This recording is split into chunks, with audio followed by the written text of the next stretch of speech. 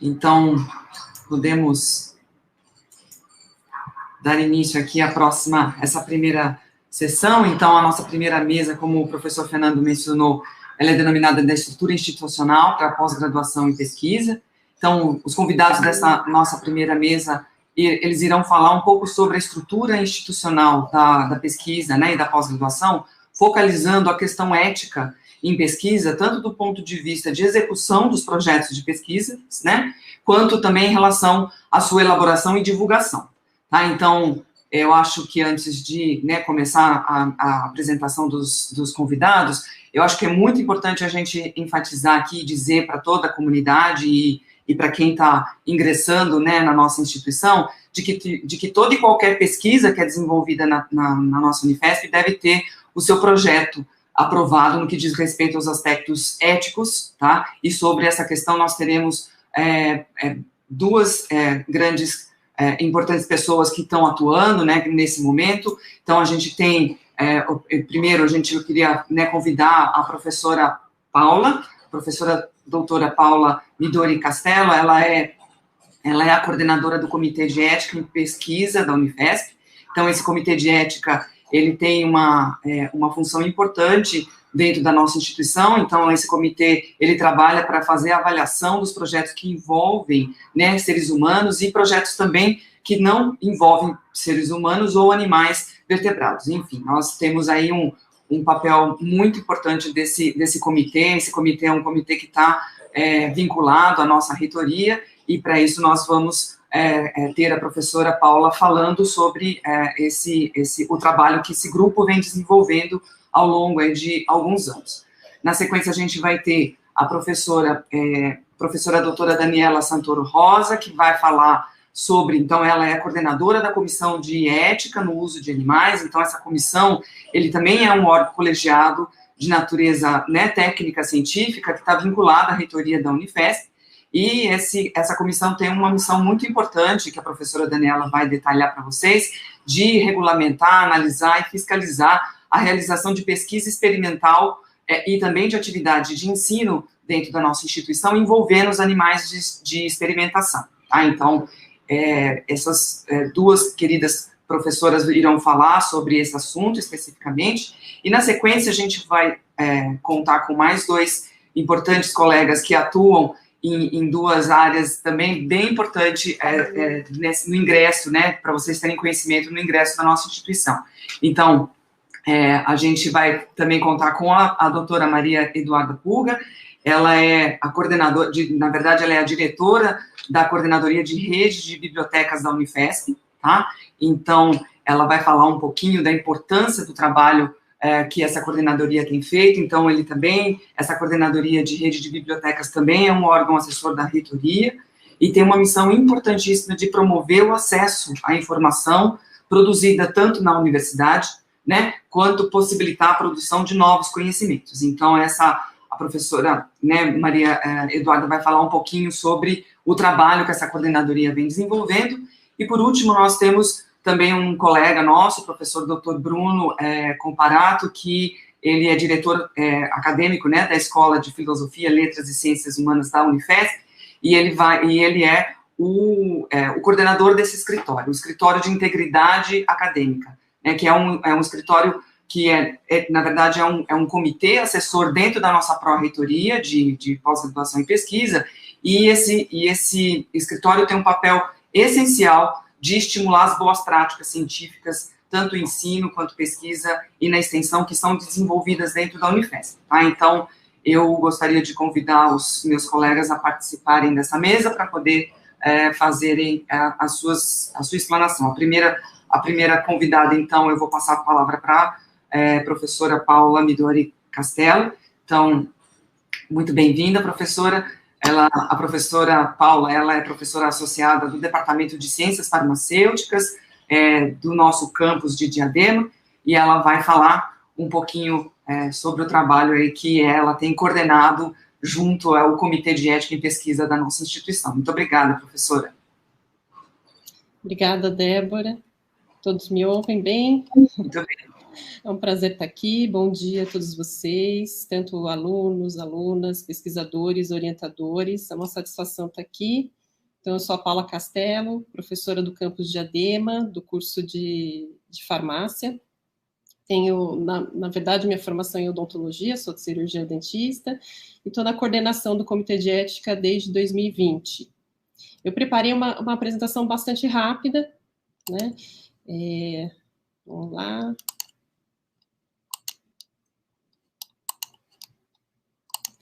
Para ficar um pouquinho mais didático a todos. Peraí.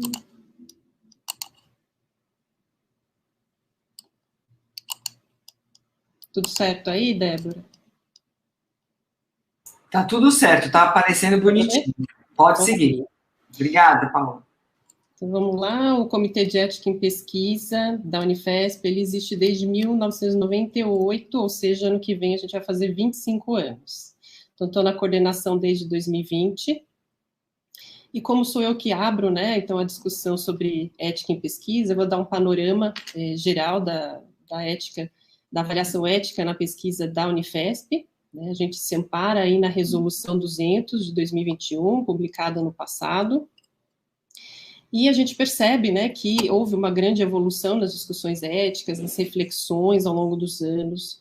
Nós melhoramos muito, né, mas, claro, a gente ainda tem muito a melhorar, a avançar, né. Nós percebemos que os impactos das novas descobertas nem sempre são tão positivos quanto a gente imagina, né, para o bem-estar dos seres humanos, dos seres vivos em geral, do meio ambiente. Exemplo disso é o uso das armas nucleares, a própria guerra que a gente está, infelizmente, vivenciando, uso abusivo de agrotóxicos, clonagem, enfim, são dilemas, são discussões bioéticos que existem e que nos confrontam todos os dias.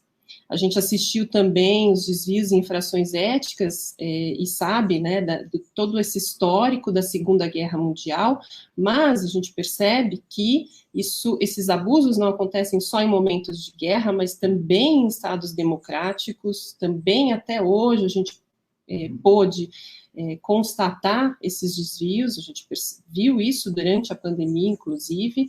Então, a reflexão ética, ela se impõe como uma necessidade, ela é mandatória nas instituições ligadas à ciência, porque muito já se fez em nome da ciência, só que contra a dignidade dos seres humanos. Então, na Unifesp, né, então os projetos que envolvem seres humanos de forma direta ou indireta, eles são avaliados tanto na proposta quanto na execução pelo nosso Comitê de Ética em Pesquisa, né, do qual eu sou coordenadora hoje. Os projetos que envolvem direto ou indiretamente seres vivos, animais, né, então a ética no uso de animais é avaliada pela Comissão de Ética no Uso de Animais, que é a CEUA, então a professora Daniela na sequência vai falar sobre a CEUA, e aqueles projetos que não envolvem seres humanos nem animais, de forma direta ou indireta, hoje estão isentos de uma apreciação mais aprofundada, mas tanto aluno quanto orientador assinam uma declaração de responsabilidade. Essa aqui é o histórico, né, toda a cronologia da ética em pesquisa e também da ética em pesquisa na Unifesp. Então, como eu comentei, né, a gente avançou muito desde o Tribunal de Guerra, a Declaração de Helsinki, em termos de seres humanos, né, em termos de pesquisa em seres humanos. Em 1998 foi criado o nosso CEP, ainda chamado Comitê de Ética em Pesquisa do Hospital São Paulo, na sequência da criação da Comissão Nacional, que é o órgão máximo que a gente tem de ética em pesquisa, né, no âmbito brasileiro. Então, foi criado em 96 a CONEP, e na sequência foram criados os CEPs. Então, o nosso CEP foi um dos primeiros, né. Em 2014 foi criada a CEUA, ela foi desmembrada do nosso CEP, né, então passou a se compor como uma comissão independente. E em 2018, o nosso CEP passou a se chamar CEP da Universidade Federal de São Paulo. Né? E o que é o CEP? Né? Então, para que serve o CEP? Os CEPs são colegiados independentes, né, interdisciplinares, então temos membros de todas as disciplinas, todas as áreas do conhecimento, e os CEPs, eles existem para defender os interesses dos participantes de pesquisa.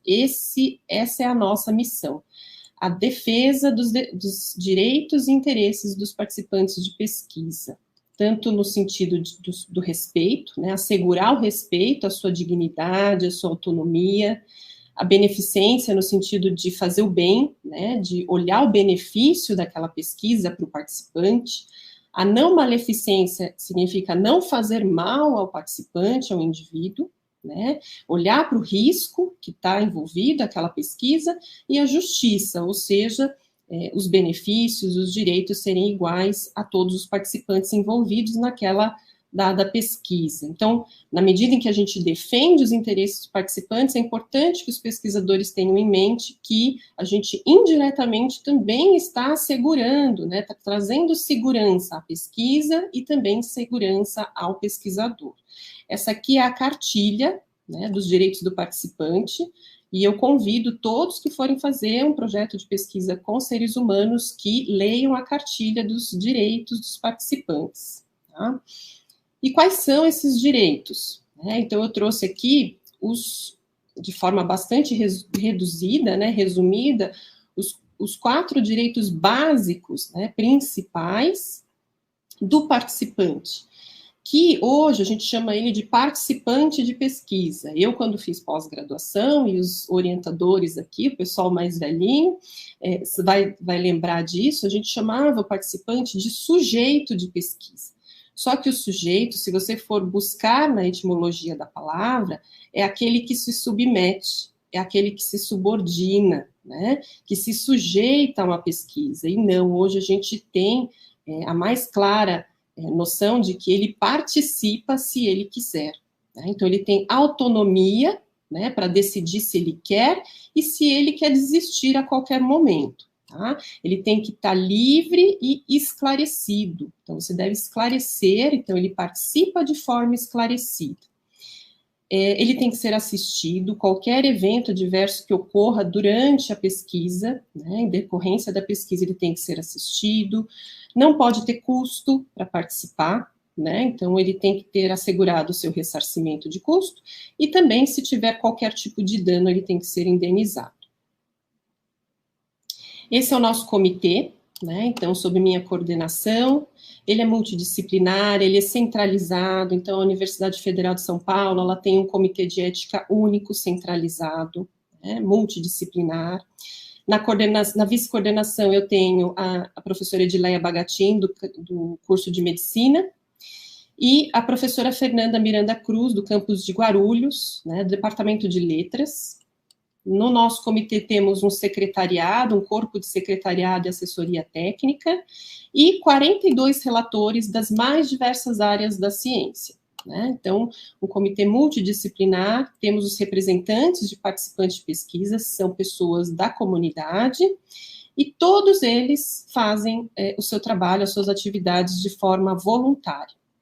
Importante dizer que os projetos da área de ciências biomédicas são avaliados por relatores das ciências biomédicas e saúde, e projetos das ciências humanas e sociais são avaliados por relatores das ciências humanas e sociais, que compõem um núcleo, né, que a gente formou recentemente, que é um núcleo especializado em pesquisas em ciências humanas e sociais.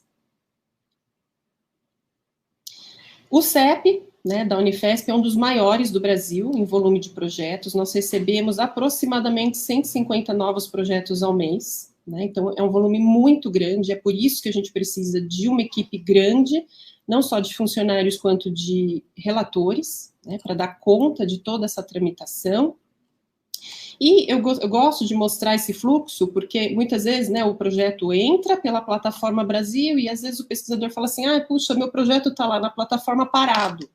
E aí eu falo assim, não, ele não está parado, ele está tramitando, olha, ele passa pela secretaria, que faz toda a conferência de documentação, validação e recusa, se precisar, né, para correção de documentação. Da secretaria, ele passa para a equipe técnica, que vai revisar esse projeto e emitir uma nota técnica. Depois da equipe, ele é passado para um relator da área daquele projeto. Toda essa tramitação ocorre via Plataforma Brasil, nós discutimos em plenária no colegiado, então a decisão ela não cabe somente ao relator e nem somente ao coordenador, ela é tomada pelo colegiado, que então libera, né, fazemos uma revisão desse parecer e libera um parecer de pendência ou um parecer final, uma aprovação ou uma reprovação. Tá? E aí, para todos, né, vocês como alunos, alunas, vou fazer uma pesquisa com seres humanos, e agora? Então, basicamente, né, de acordo com a resolução 200, então, inclusive, né, nenhum projeto pode começar sem apreciação e aprovação do projeto no Comitê de Ética em Pesquisa da Unifesp. Então, submeter o projeto, né, para o CEP Unifesp pela Plataforma Brasil. Quem submete é o orientador, ele é o pesquisador responsável pelo projeto. A apreciação é feita de acordo com as resoluções que a CONEP propôs, tá? Então, não são avaliações subjetivas, são avaliações objetivas quanto às resoluções, né? Então, as pesquisas com foco em ciências biológicas e saúde, nós seguimos a resolução 466 e das ciências humanas e sociais a 510. Então, todo mundo que for submeter um projeto, tem que ler as resoluções antes, né, até durante a escrita desse projeto. E o projeto é um projeto detalhado para o comitê, não é o mesmo projeto da agência de fomento, não é o mesmo projeto para pedir bolsa, é um projeto para o comitê, com foco no participante, a gente quer saber quem é esse participante, o que você vai fazer com ele, onde você vai convidá-lo, se ele tem que se deslocar para participar do seu projeto, se ele vai ter um risco em participar, e provavelmente terá esse risco, por mínimo que seja, então tem que fazer um detalhamento de qual é esse risco e o benefício, qual o benefício que ele vai ter, né, ou a ciência, ou a comunidade vai ter com esse projeto, tá? Então, os itens básicos são esses. Né, e, inclusive, como você vai divulgar esses resultados da pesquisa. E, antes de submeter qualquer projeto, visitem nosso site, que está sempre sendo atualizado, nós lá temos modelos do termo de consentimento, que o participante tem que assinar, o termo de assentimento, se o participante for uma criança, um menor de idade, quais as principais orientações, os principais documentos, está tudo lá, tá? E nós fazemos atendimento presencial também, né, a pesquisadores e participantes de pesquisa. Nós estamos todos os dias das 8 à 1 da tarde, ali no Campo São Paulo, Rua Botucatu. Estamos também disponíveis pelo telefone, pelo e-mail, e esse é o nosso canal do YouTube, com os vídeos, palestras que nós organizamos para a comunidade.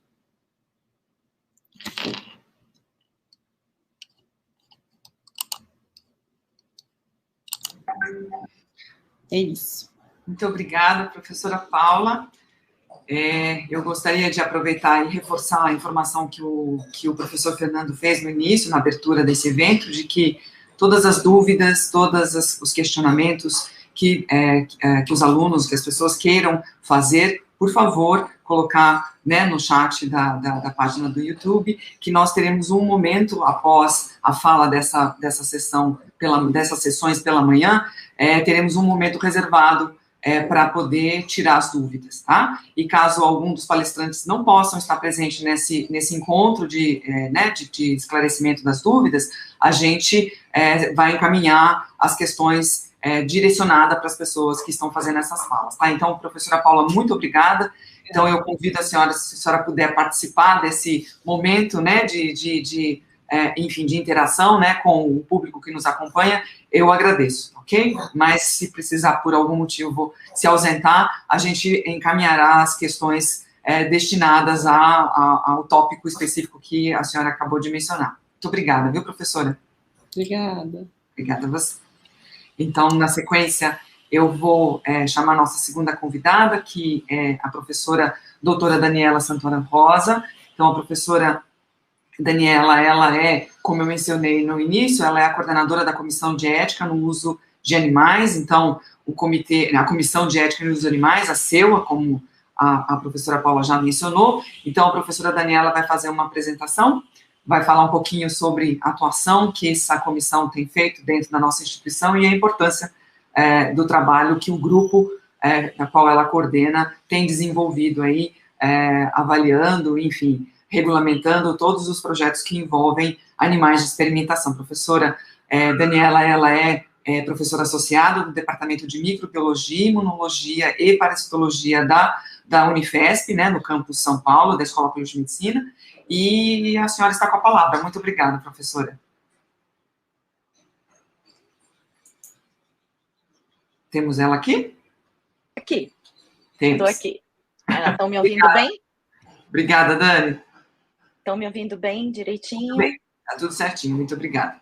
Então tá, eu vou compartilhar a minha apresentação, mas antes eu gostaria de dar um bom dia a todos, todas e todes, e vou fazer brevemente uma autodescrição.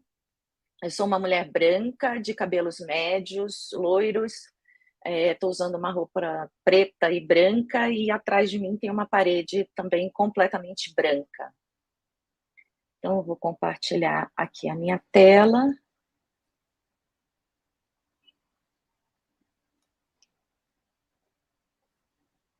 Vocês estão vendo?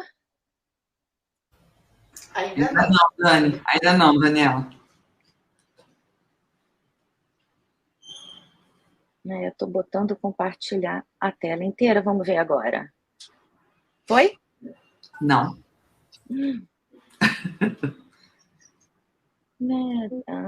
Complexo, porque eu estou compartilhando a tela inteira. O que aparece para você, professora?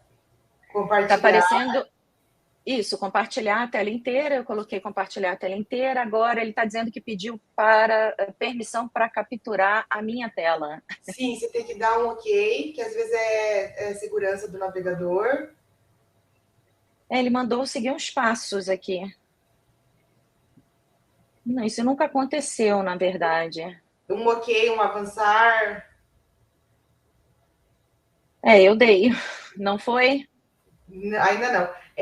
Não apareceu nenhum pop-up na barra de endereço pedindo para você liberar, para você permitir.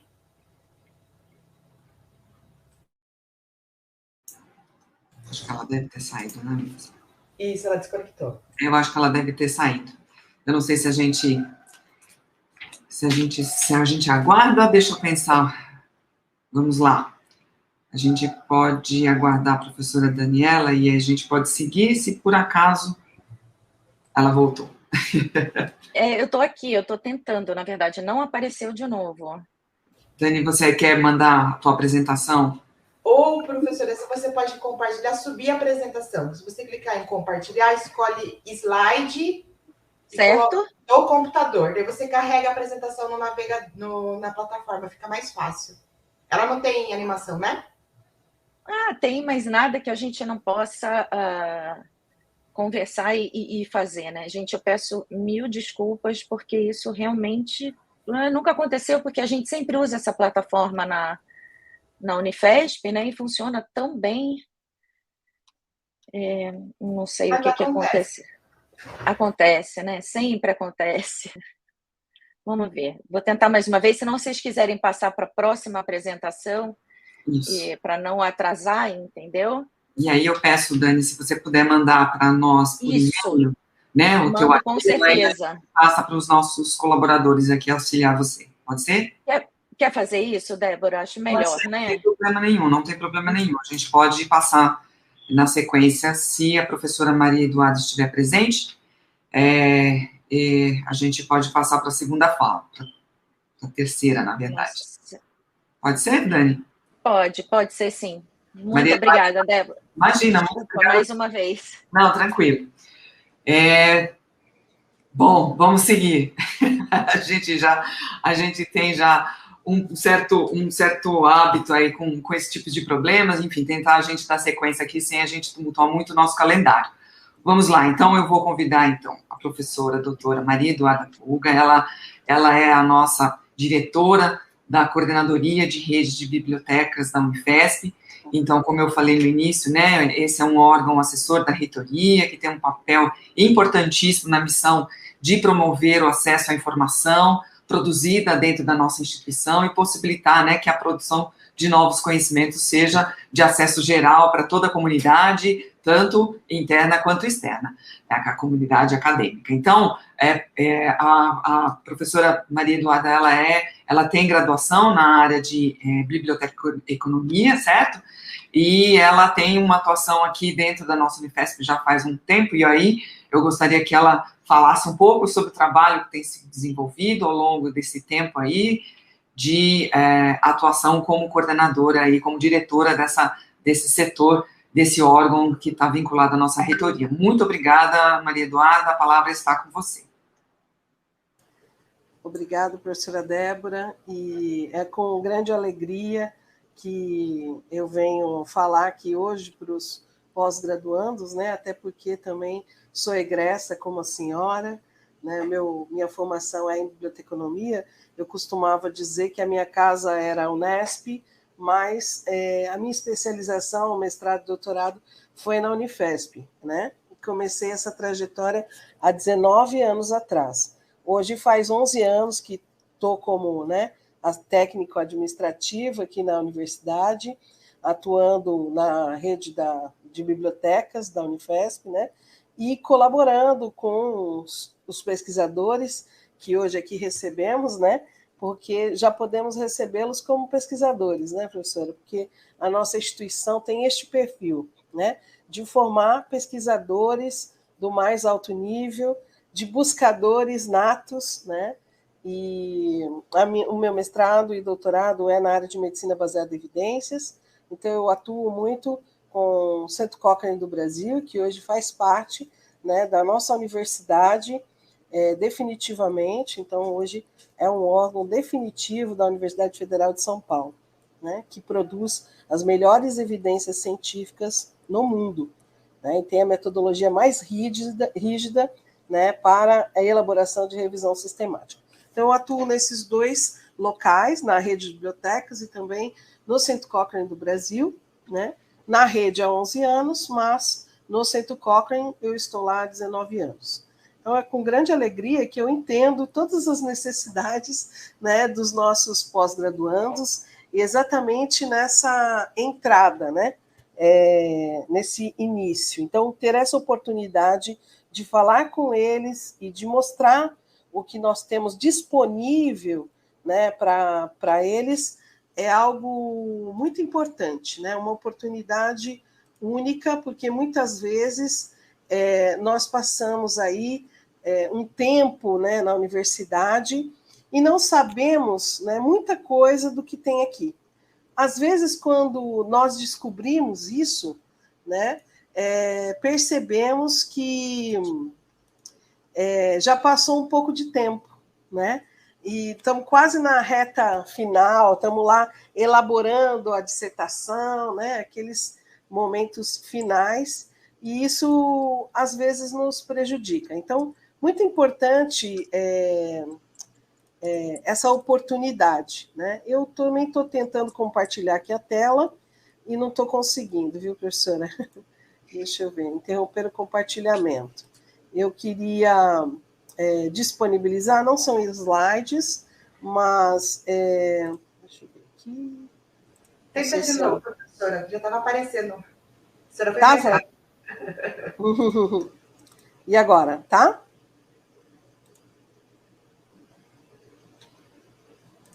Acredito que agora sim, tá? Ok. Ok, muito obrigada. Então, eu quero mostrar em loco, né, todo esse trabalho de 11 anos que a coordenadoria tem, e ela tem a sua principal missão, né, é oferecer todos os recursos informacionais para todos os nossos graduandos e pós-graduandos. Então, recurso educacional auxilia no desenvolvimento da pesquisa e da formação desse pesquisador, né, não só no momento de terminar a sua dissertação ou sua tese, né? Então, a coordenadoria e as bibliotecas que fazem parte dessa rede deve ser procurada desde esse início, que vocês começam aqui conosco, né? Então, neste momento, né, a primeira coisa é se credenciarem, fazer seu e-mail institucional, porque a partir deste e-mail institucional é que vocês vão usar todos esses recursos que a universidade disponibiliza. Então, o que a coordenadoria criou, né, para facilitar? Um portal que se chama bibliotecas.unifesp.br. Né? Nesse portal, você, lógico, depois, com calma, você pode conhecer aí quem somos, o nosso histórico, a nossa missão, né? Vocês vão ver que nós estamos aí na coordenadoria desde 2013, né? Mas o principal é conhecer os nossos serviços, aquilo que nós oferecemos para vocês, né? Então, a coordenadoria, ela trabalha e atua muito fortemente no desenvolvimento, na curadoria do acesso aberto, né? Então, um movimento mundial que tem grandes universidades do mundo participando, com o intuito de quê? De todo o conhecimento gerado, ou toda a pesquisa gerada dentro de universidades públicas com dinheiro público se torne público. Tá? Então, o acesso aberto é essa união dessa informação de pesquisa de universidades no mundo inteiro. Então, existem iniciativas na Europa, Estados Unidos, né? E também no Brasil. Então, a coordenadoria da Rede de Bibliotecas atua, né, nesse acesso aberto, disponibilizando aí para a nossa universidade alguns recursos, como o portal de periódicos da Unifesp, o repositório de dados de pesquisa, eu quero falar sobre isso um pouquinho, o repositório institucional. Então, quando a gente começa uma pesquisa, a professora do CEP falou, né, várias coisas, a gente faz um plano de gestão de dados naquele momento que a gente começa a pesquisa. Que dados eu vou coletar, onde eu vou guardar. Se eu tenho financiamento das instituições, como, por exemplo, a FAPESP, né, ela obriga que todo projeto encaminhado tenha um plano de gestão de dados. Então, isso está disponível aqui, um modelo de plano, né? E quando eu planejo esses dados, né, que eu vou coletar, aonde eu vou guardar? Por quê? Dentro desse movimento de acesso aberto, a sua tese, ela vai, ou sua dissertação, ou sua tese, ou até o seu trabalho de conclusão de um curso de especialização, ou um artigo que você publicou, ele vai ter, neste processo, uma coleta de dados que podem ser armazenados dentro da instituição. Por que isso é importante, né? Hoje, há uma revisita aos dados de pesquisa. Né? Então, meu primeiro passo, quando eu submeto o meu projeto lá para o CEP, eu já tenho que planejar quais são os dados que eu vou coletar e o que eu vou precisar para armazenar. Então, nós oferecemos aqui um repositório de dados de pesquisa, né, que acolhe os seus dados e que disponibiliza ou não ele, né? Então, você vai dizer se ele pode ficar aberto ou não. Existem dados que são ultrassensíveis, que nunca estarão disponíveis, mas eles estão armazenados, né? Então, há um cuidado de se guardar todos esses dados, né? Então, lembrando aqui que até pouco tempo a gente guardava tudo no disquete, no CD, no pendrive, ficava lá na gaveta, né, do nosso escritório de pesquisa, e isso se perdia. Então, hoje, nós armazenamos no que chamamos de repositório e podemos revisitar esses dados a todos os momentos que forem necessários. E aqueles que se tornam públicos são visitados até por outros pesquisadores de outras universidades no mundo. Tá? Então, lembrando que você é financiado por uma instituição, você está numa instituição pública, que há um processo de financiamento, apesar de você não estar pagando a pós-graduação, o governo garante, né, toda essa sustentação da qual você faz parte. E esses dados ficam aqui disponíveis. Quando você publica depois o seu artigo, você faz um link, porque ele tem lá identificadores persistentes com os dados de pesquisa. O que isso melhora no seu artigo, na sua dissertação e tese? Ele dá a garantia de que aqueles dados finais gerados no seu artigo, na sua dissertação, na sua tese, são verdadeiros, e que qualquer um pode revisitar e ver a veracidade daquilo que você publicou.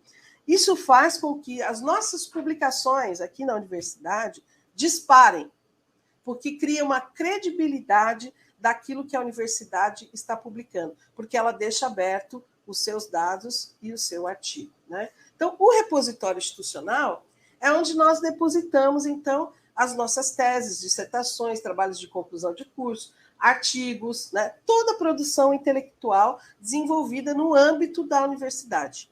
Então, tudo que a professora Lia, a professora Débora, né, desenvolveu como orientação ou como autora, se encontra depositado agora no repositório institucional. Então, ou seja, é a trajetória final. Por isso eu falei primeiro do repositório de dados, né? Então, o que a gente guarda no repositório de dados, né? Os dados de pesquisa que a gente chama da cauda longa. O que é a cauda longa de pesquisa? É um recorte dos dados que não estão em grandes bancos de DNA e etc., né? Então, são aqueles dados que a gente faz coleta para pesquisas que não são a nível mundial, né? Então, o banco de DNA nunca vai ser guardado aqui no nosso repositório, porque ele tem repositórios mundiais adequados, preparados para receber essa magnitude e grandiosidade que são esses dados, tá? Então, eu gostaria de esclarecer isso. Temos trabalhado muito nessa frente do acesso aberto, né, dando apoio aí aos pesquisadores a fazer todo esse processo. Hoje, o nosso aluno de graduação já deposita a sua produção intelectual, né? E, além de tudo isso, ela fomenta, então, outros recursos da rede de bibliotecas para que você possa ter, num ambiente único, tudo isso que a nossa biblioteca ou as nossas bibliotecas possuem. A universidade hoje tem 8 bibliotecas, né? Que a gente pode conhecê-las aqui, ó, bibliotecas da rede, então, do Instituto de Ciência e Tecnologia, Biblioteca do Campo São Paulo. A Biblioteca do Campo São Paulo, por exemplo, quando nós clicamos aqui, conseguimos adentrar na sua página, né? Deixa eu clicar aqui, ó. Dentro dessa Biblioteca do Campo São Paulo, vamos lá, deu um probleminha de segurança, mas a gente já vai entrar. Dentro da Biblioteca do Campo São Paulo, você vai procurar e vai fazer o quê? Você vai se inscrever na sua biblioteca, né? Você vai já preparar o seu e-mail institucional, se inscrever lá para que você possa usar todos os recursos da biblioteca local. Eu estou dando o exemplo da Biblioteca do Campo São Paulo, mas todas as bibliotecas se encontram aqui, ó. Você pode verificar com telefone, Facebook, Instagram, né?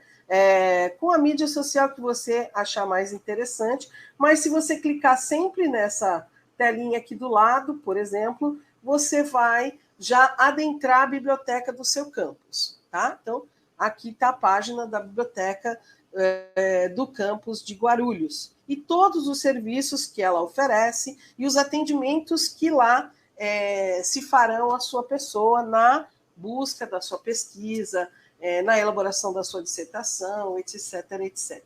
Tá? Bom, e o que eu gostaria de destacar é que nós, aqui na coordenadoria, temos um sistema, né, de busca integrada, ó, que é isso que está aqui. O que isso significa? Que quando eu faço uma busca aqui, ó, né, eu vou colocar aí, ó, exercício físico, por exemplo, e eu der buscar,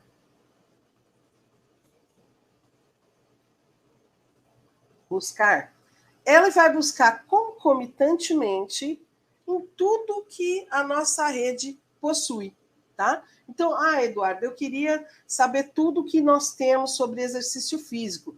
Percebam que aqui no nosso canto esquerdo, onde está buscando, ele vai buscar, ó, no catálogo, né, das nossas bibliotecas, não é da nossa, ele faz uma busca em todas, tá? Nos repositórios institucionais, no portal CAPES, no portal de periódicos da Unifesp e nos outros bases de dados que nós assinamos, tá? Por que isso é interessante? Porque amplia, né? Veja, eu cliquei aqui no nosso catálogo da biblioteca, né? E por que eu disse que você tem que procurar a sua biblioteca, se credenciar? Você terá um login, então você vai fazer um credenciamento online, eles vão fazer o seu... Você faz um pré-cadastro, eles vão cadastrar vocês, e vocês vão conectar aqui e fazer o seu login, né? Quando você fizer o seu login aqui, né, deixa eu me logar para que vocês possam ver, nós temos aqui no nosso serviço um catálogo com várias...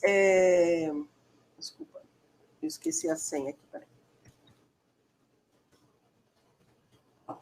Nós temos um catálogo com mais de 30 mil obras em formato eletrônico, ou seja, é um e-book.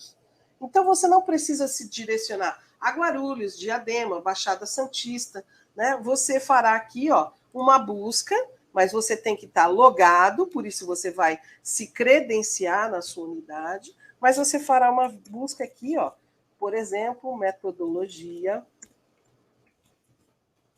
científica, né? Pesquisar, e você já vai visualizar aqui todos os livros físicos e eletrônicos que tem em toda a nossa rede de bibliotecas. De repente, ó, eu quero ver um livro, por exemplo, algumas considerações gerais sobre metodologia na pesquisa científica em medicina, tá? Ou eu quero ver um livro que está no formato eletrônico. Ó. Tenho 117 e-books, está aqui do lado. Ó. Quando você está logado, você vai clicar e o livro vai abrir para você. Você vai poder ler esse livro, imprimir algumas páginas, sublinhar e fazer etc, etc. Tudo que você já faz no livro normal. Tá? O que é importante aqui?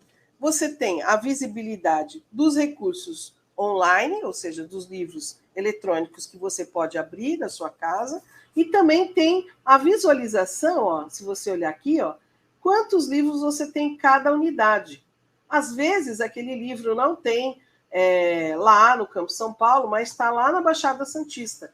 A rede tem um processo, um sistema, né, que empresta de unidade para unidade. Né? Então, você faz aí a solicitação na sua biblioteca, você manda o e-mail dizendo o livro que você quer, em que biblioteca está, a biblioteca solicita e entrega para você na sua biblioteca local. Então, hoje você tem acesso a todo o catálogo da universidade, ou seja, todos os acervos das 8 bibliotecas. Né? Então, todos os campos e, além disso, a nossa biblioteca digital, né, que hoje tem mais de 20 mil títulos, chegando aí a uns 30 mil títulos de livros eletrônicos, né, e-books, dos mais importantes, aí, desde a medicina, todas as áreas do conhecimento disponíveis para vocês. Né?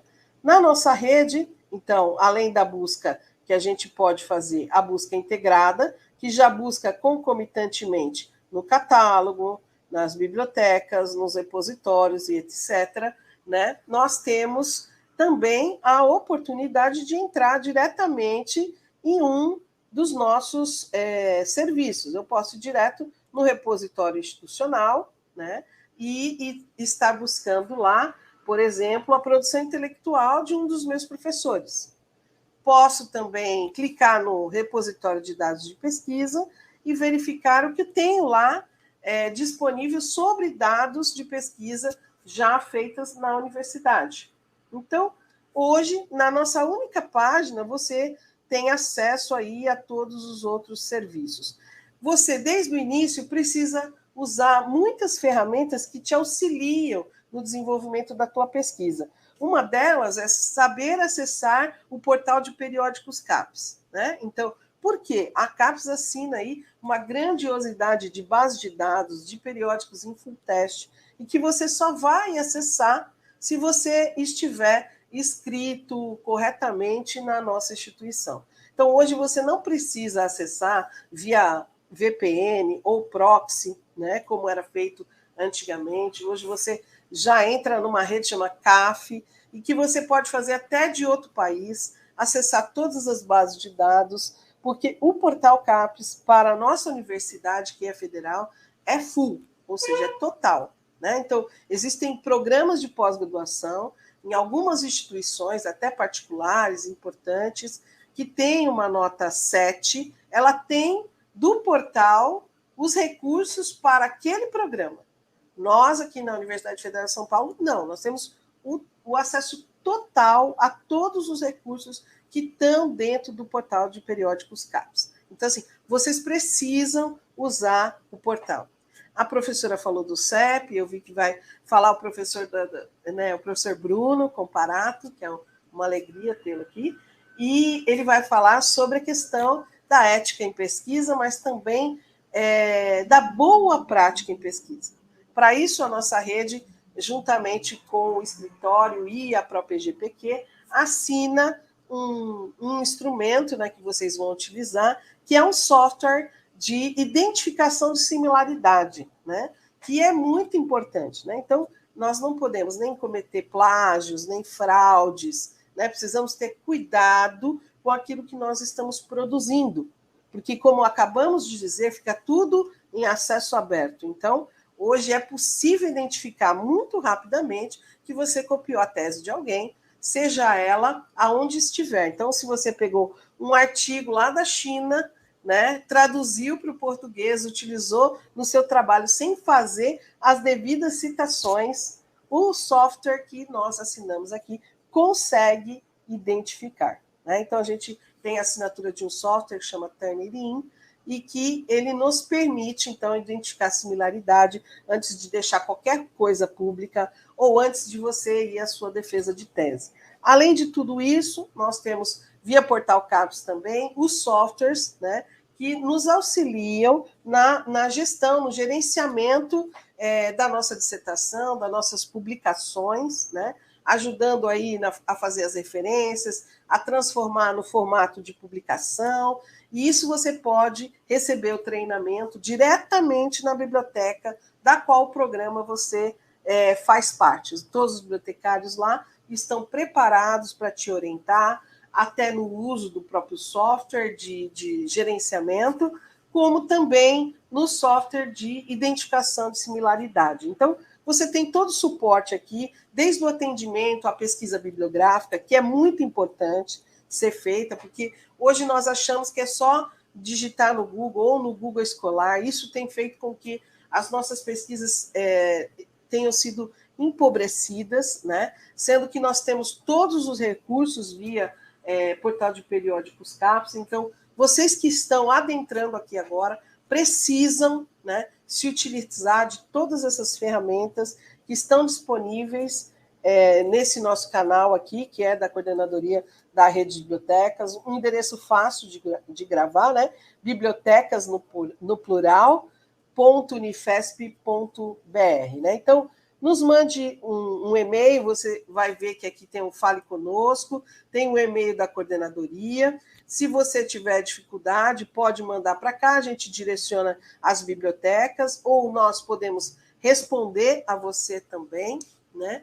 E estamos aí para dar todo apoio nessa sua formação e desenvolvimento, na sua pesquisa, nessa sua passagem, nessa sua viagem, né, aqui na nossa universidade. Sejam todos bem-vindos. Muito obrigada, Maria Eduarda. Gostaria de convidá-la também, né, para acompanhar a sessão de discussão, de resposta, caso você, né, possa participar, que vai acontecer após o meio-dia, do meio-dia a 1h, a gente vai estar respondendo as questões. Caso não tenha possibilidade, a gente vai encaminhar as dúvidas que os nossos alunos estão colocando no chat do YouTube para encaminhar para a sua coordenadoria. Muito obrigada. Obrigada, professora. Obrigada, Maria Eduarda. Eu vou, então, passar a palavra agora para a professora Daniela. Ela vai falar, consegue se conectar? Agora deu tudo certo. Eu peço desculpas pelo imprevisto. Fica tranquila. Isso está previsto também acontecer. A gente tem aí uma assessoria aí no bastidor que nos ajuda com esses probleminhas. Então, professora Daniela, eu gostaria de convidá-la, já fiz a apresentação, eu passo a palavra para você iniciar a sua apresentação. Muito obrigada. Agora estão todos vendo a minha apresentação? Sim, está tudo aí. Tudo certo, então, ótimo. Então, eu vou começar agradecendo a própria GPQ pelo convite, parabenizar pelo evento, eu acho que é um evento extremamente importante, e também quero dar as muitas boas-vindas a todos os nossos pós-graduandos. Então, eu vou falar um pouco para vocês sobre a Comissão de Ética no Uso de Animais, que é a CEUA da Unifesp, né? Como vocês sabem, os animais eles vêm sendo bastante utilizados em pesquisa nos últimos anos.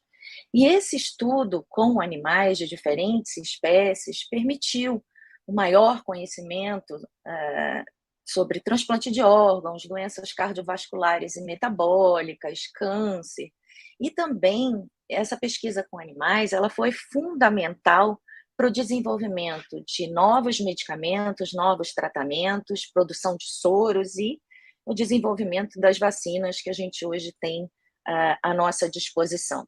Então, só para vocês terem uma ideia da importância do trabalho com animais em pesquisa, nos últimos 40 anos, todos os prêmios Nobel de Fisiologia ou Medicina, exceto um, utilizaram animais.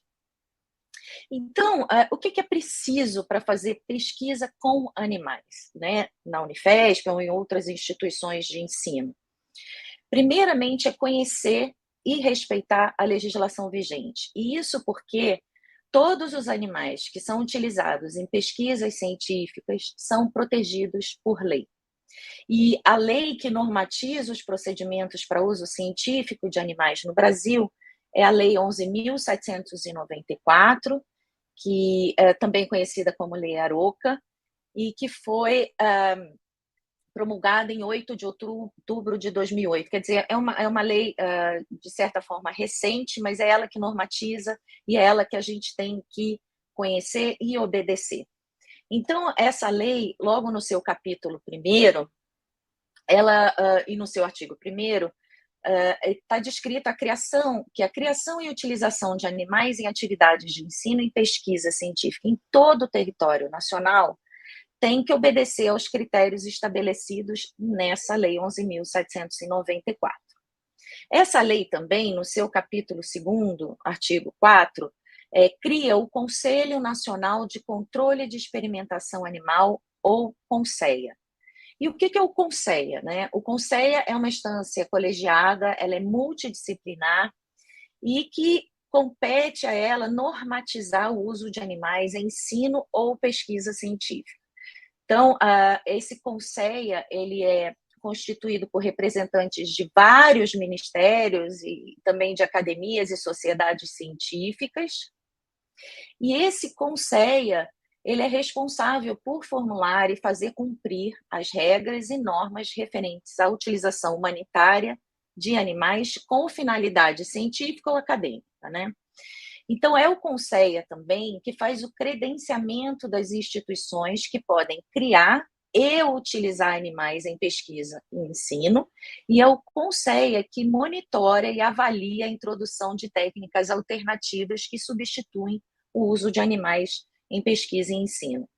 Só para vocês terem uma ideia, o CONSEA tem 53 resoluções normativas e diversas orientações técnicas, e é dever de todos nós que trabalhamos com experimentação animal obedecer, conhecer e se ajustar a essa legislação vigente. Um outro aspecto importante da Lei 11.794 é que no seu artigo 8º, ela diz que é condição indispensável para o credenciamento dessas instituições com atividades de ensino ou pesquisa a constituição prévia das chamadas comissões de ética no uso de animais, que a gente chama como CEUA, né? E quais são as atribuições dessas CEUAs? O que as CEUAs fazem? O que a CEUA da Unifesp faz, né? Então, a CEUA, ela é responsável por cumprir e fazer cumprir tudo aquilo que está disposto na Lei 11.794, de 2008. A CEUA mantém o cadastro de todos os pesquisadores e dos procedimentos que vão ser realizados nos projetos enviados por esses pesquisadores. A CEUA examina previamente esses procedimentos, tanto de ensino quanto em pesquisa, para determinar se esses projetos estão compatíveis com a legislação aplicável. Quando eu digo legislação, é a Lei 11.794 e todas aquelas normativas que o Conceia produz. A CEUA também tem que emitir os certificados que se fizerem necessários perante aos órgãos de financiamento de pesquisa, FAPESP, CNPq, inclusive também para periódicos, porque hoje em dia a gente está vendo uma necessidade muito maior desses certificados quando a gente vai submeter um artigo científico.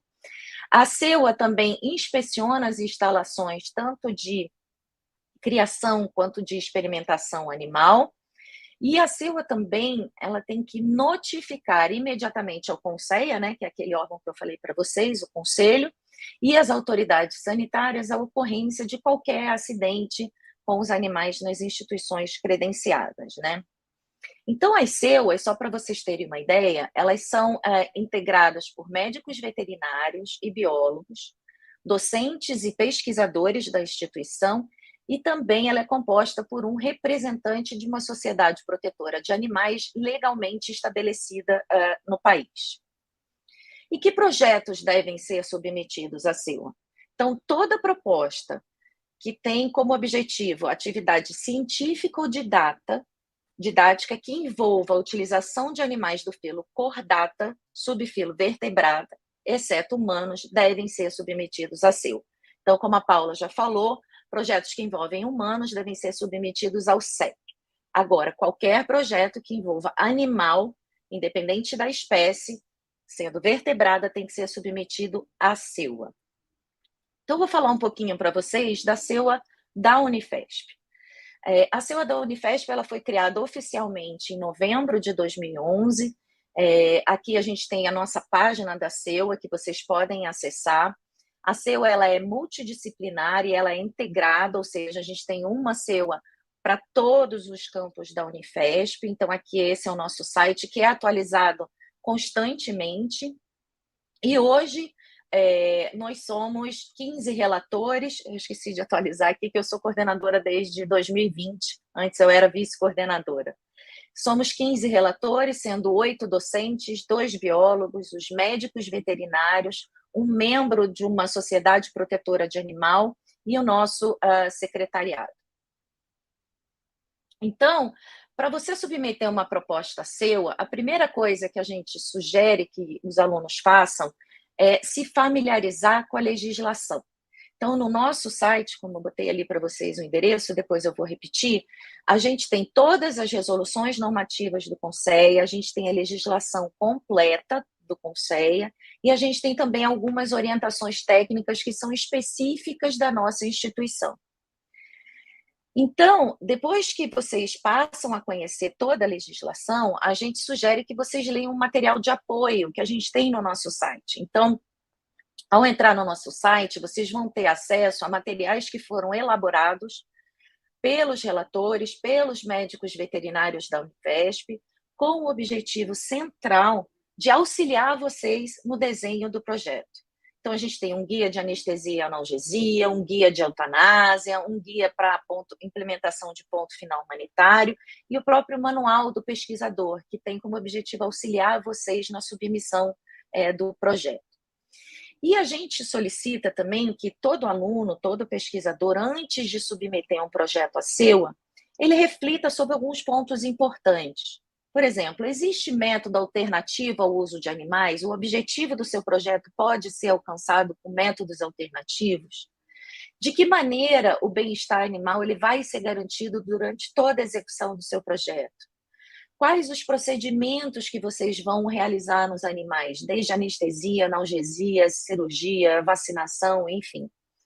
E também conhecer o comportamento e os sinais de dor da espécie. Então, a gente tem que, ao escrever o nosso projeto para a CEUA, que da mesma forma que é no CEP, não é o mesmo projeto enviado à agência de fomento, todas essas considerações têm que ser levadas no preenchimento do formulário da CEUA. Então, a gente pede para vocês refletirem bastante, porque é importante para a CEUA saber que aquela pessoa, aquele aluno que vai trabalhar com animal, conheça o momento que um animal, por exemplo, começa a sofrer. Então, a gente tem como objetivo principal garantir o bem-estar animal. Então, a gente pede também que vocês revisem com extremo cuidado o projeto antes de submeter para a CEUA. Não é para fazer aquele copy-paste do projeto da FAPESP, porque o nosso objetivo é avaliar principalmente como vocês vão garantir o bem-estar animal.